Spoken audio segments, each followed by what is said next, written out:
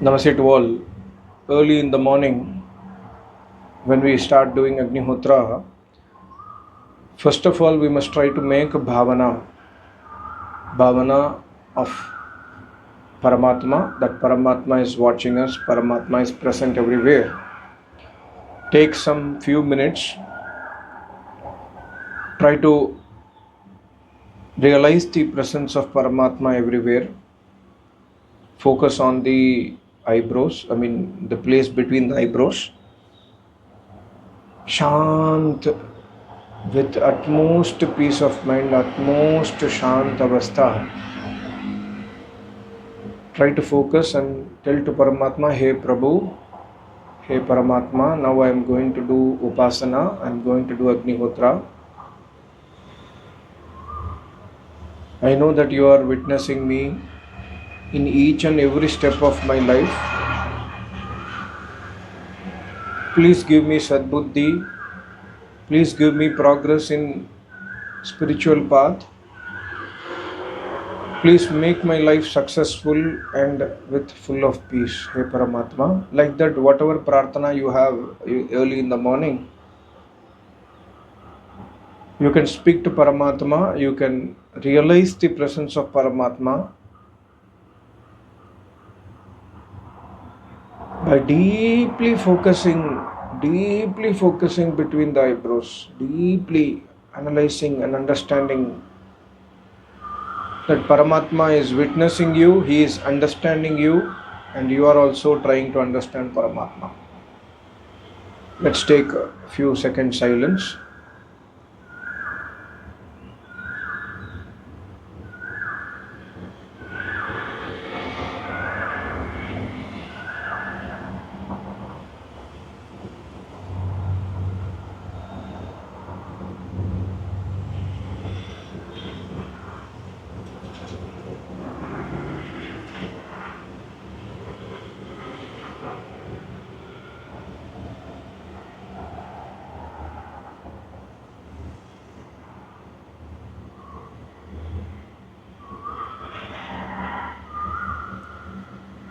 Om, Om, Om, Om, Om.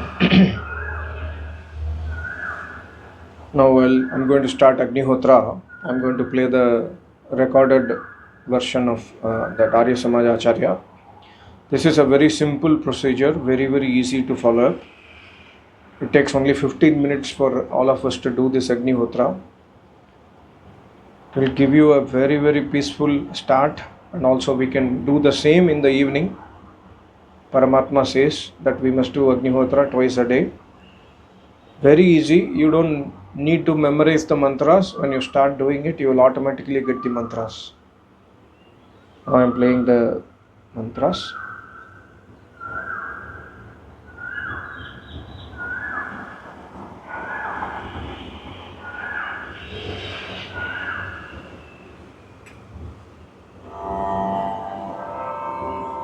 अथ वैदिकी अग्निहोत्र पद्धति अथ आचमनम् ॐ अमृतोपस्तरणमसि स्वाहा ॐ अमृतापिधानमसि स्वाहा ॐ सत्यं यशश्रीर्मयि श्रीः श्रयतां स्वाहा अथ इन्द्रियस्पर्श ॐ वाङ्म आस्येस्तु ॐ नसोर्मे प्राणोस्तु ॐ अक्ष्णोर्मे चक्षुरस्तु ॐ कर्णयोर्मे श्रोत्रमस्तु ॐ बाह्वोर्मे बलमस्तु ॐ ऊर्वोर्म ओजोस्तु ॐ अरिष्टानि लिङ्गानि तनूस्तन्वा मे सह सन्तु अधेश्वरस्तुतिप्रार्थनोपासना ॐ विश्वानि देव सवितर्दुरितानि परासुव यद्भद्रं तन्न आसुव ॐ हिरण्यगर्भः समवर्तताग्रे भूतस्य जातः पतिरेक आसीत् सदाधार पृथिवीं द्यामुते मां कस्मै देवाय हविषा विधेम। ॐ य आत्मदा बलदा यस्य विश्व उपासते प्रशिशं यस्य देवाः यस्य छायामृतं यस्य मृत्युः कस्मै देवाय हविषा विधेम। ॐ यः प्राणतो निमिषतो महित्वैकयिद्राजा जगतो बभूव य एषे यस्य द्विपदश्चतुष्पदः कस्मै देवाय हविषा विधेम। ॐ येन द्यौरुग्रा पृथिवी च दृढा येन स्वस्तभितं येन नाकः यो अन्तरिक्षे रजसो विमानः कस्मै देवाय हविषा विधेम। ॐ प्रजापतेन त्वदेतान्यन्यो विश्वा जातानि परिता बभूव यत्कामास्ते जुहुमस्तन्नो अस्तु वयं स्याम पतयो रयीणाम्। ॐ स नो बन्धुर्जनिता स विधाता धामानि वेद भुवनानि विश्वा यत्र देवा अमृतमानशानास्त्रितीये धामन्नध्यैरयन्त। ॐ अग्नीनयसुपधाराये अस्मान् विश्वानि देववयुनानि विद्वान् युयोध्यस्मज्जुहुराणमेनो भूयिष्ठान्ते नम उक्तिं विधेम। इतीश्वरस्तुतिप्रार्थनोपासना। अथ अग्निसमिन्थन। ॐ भूर्भुवस्व। अथ अग्नि प्रज्वालनम्। ॐ भूर्भुवस्वर्द्यौरिव भूम्ना पृथिवीव वरिम्ना तस्यास्ते पृथिवी देवयजनि पृष्ठेऽग्निमन्नादमन्नाद्यायादधे। ॐ उद्बुध्यस्वाग्नि प्रतिजागृहि त्वमिष्टापूर्ते संसृजेधामयं च अस्मिन् सधस्थे अध्युत्तरस्मिन् विश्वे देवा यजमानश्च सीदत। अथ समिदाधानम्। ॐ अयन्त इद्म आत्मा जातवेदस्तेनेभ्यस्ववर्धस्व चेत्थवर्धय चास्मान् प्रजया पशुभिर्ब्रह्मवर्चसेनान्नाद्येन समीधय स्वाहा इदमग्नये जातवेदसे इदन्न मम। ॐ समिधाग्निं दुवस्यत घृतैर्बोधयतातिथिम् आस्मिन् हव्याजुहोतन। ॐ सुसमिद्धाय शोचिषे घृतं तीव्रं जुहोतन अग्नये जातवेदसे स्वाहा इदमग्नये जातवेदसे इदन्न मम। ॐ तन्त्वा समिद्भिरङ्गिरो घृतेन वर्धयामसि बृहच्छोचाय विष्ठ्य स्वाहा इदमग्नयिङ्गिरसे इदन्न मम। अथ पञ्च घृताहुतयः। ॐ अयन्त इद्म आत्मा जातवेदस्तेनेभ्यस्ववर्धस्व चेत्थवर्धय चास्मान् प्रजया पशुभिर्ब्रह्मवर्चसेनान्नाद्येन समीधय स्वाहा इदमग्नये जातवेदसे इदन्न मम। ॐ अयन्त इद्म आत्मा जातवेदस्तेनेभ्यस्व वर्धस्व चेत्थवर्धय चास्मान् प्रजया पशुभिर्ब्रह्मवर्चसेनान्नाद्येन समीधय स्वाहा इदमग्नये जातवेदसे इदन्न मम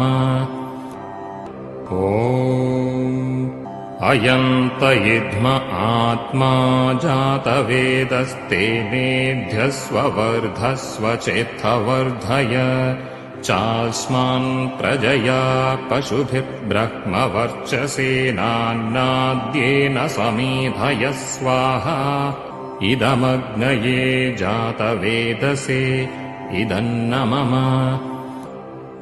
ॐ अयन्त इद्म आत्मा जातवेदस्तेनेभ्यस्व वर्धस्व चेत्थवर्धय चास्मान् प्रजया पशुभिर्ब्रह्मवर्चसेनान्नाद्येन समीधय स्वाहा इदमग्नये जातवेदसे इदन्न मम ॐ अयन्त इद्म आत्मा जातवेदस्तेनेभ्यस्व वर्धस्व चेत्थवर्धय चास्मान् प्रजया पशुभिर्ब्रह्मवर्चसेनान्नाद्येन समीधय स्वाहा इदमग्नये जातवेदसे इदन्न मम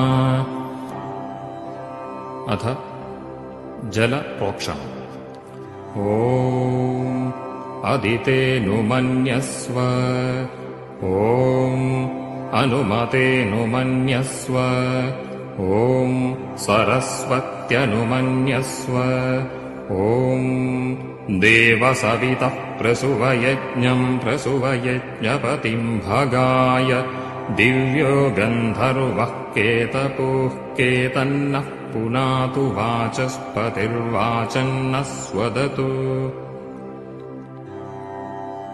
अथ आघारावाज्यभागाहुतयः ॐ अग्नये स्वाहा इदमग्नये इदन्न मम ॐ सोमाय स्वाहा इदं सोमाय इदन्न मम ॐ प्रजापतये स्वाहा इदं प्रजापतये इदन्न मम ॐ इन्द्राय स्वाहा इदमिन्द्राय इदन्न मम अथ प्रातःकालिकाहुतयः ॐ सूर्यो ज्योतिर्ज्योतिः सूर्यः स्वाहा ॐ सूर्यो वर्चो ज्योतिर्वर्चः स्वाहा ॐ ज्योतिः सूर्यः सूर्यो ज्योतिः स्वाहा ॐ सजोर्देवेन सवित्रा सजोरुषसीन्द्रवत्या जुषाणः सूर्यो वेतु स्वाहा अथ सायङ्कालिकाहुतयः ॐ अग्निर्ज्योतिर्ज्योतिरग्निः स्वाहा ॐ अग्निर्वर्चो ज्योतिर्वर्चः स्वाहा ॐ स्वाहा ॐ सजोर्देवेन सवित्रा सजोरात्र्यन्द्रवत्या जुषाणो अग्निर्वेतु स्वाहा अथ व्याहृत्याहुतयः ॐ भूरग्नये प्राणाय स्वाहा इदमग्नये प्राणाय इदन्न मम ॐ भुवर्वायवे पानाय स्वाहा इदं वायवे पानाय इदन्न मम ॐ स्वरादित्याय व्यानाय स्वाहा इदमादित्याय व्यानाय इदन्न मम ॐ भूर्भुवस्वरग्निवायुवादित्येभ्यः प्राणापानव्यानेभ्यः स्वाहा इदमग्निवायुवादित्येभ्यः प्राणापानव्यानेभ्यः इदन्न मम ॐ आपो ज्योतिरसोऽमृतं ब्रह्मभूर्भुवस्वरों स्वाहा ॐ यां मेधां देवगणाः पितरश्चोपासते तया मामद्य मेधयाग्निमेधाविनं कुरु स्वाहा ॐ विश्वानि देव सवितुर्दुरितानि परासुव यद्भद्रं तन्न आसुव स्वाहा ॐ अग्नेनयसुपथाराये अस्मान् विश्वानि देववयुनानि विद्वान् युयोध्यस्मज्जुहुराणमेनो भूयिष्ठान् ते नम उक्तिं विधेम स्वाहा ॐ भूर्भुवस्वः तत्सवितुर्वरेण्यं भर्गो देवस्य धीमहि धियो यो नः प्रचोदयात् स्वाहा ॐ भूर्भुवस्वः तत्सवितुर्वरेण्यं भर्गो देवस्य धीमहि धियो यो नः प्रचोदयात् स्वाहा ॐ भूर्भुवस्वः तत्सवितुर्वरेण्यं भर्गो देवस्य धीमहि धियो यो नः प्रचोदयात् स्वाहा ॐ सर्वं वै पूर्णं स्वाहा ॐ सर्वं वै पूर्णं स्वाहा ॐ सर्वं वै पूर्णं स्वाहा ॐ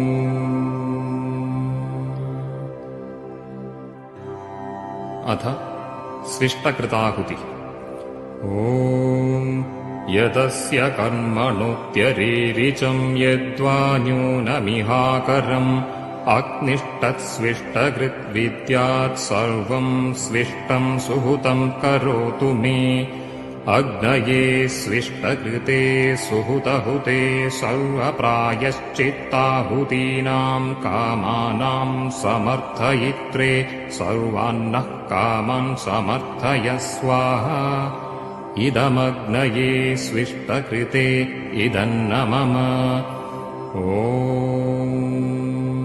स्वाहा इदं प्रजापतये इदन्न मम अथ शान्तिमन्त्र ॐ द्यौ शान्तिरन्तरिक्षं शान्तिः पृथिवी शान्तिरापः शान्तिरोषधयः शान्तिः वनस्पतयः शान्तिर्विश्वे देवा शान्तिर्ब्रह्म शान्तिः सर्वं शान्तिः शान्तिरेव शान्ति सामा शान्तिरेधि ॐ शान्तिः शान्तिः शान्तिः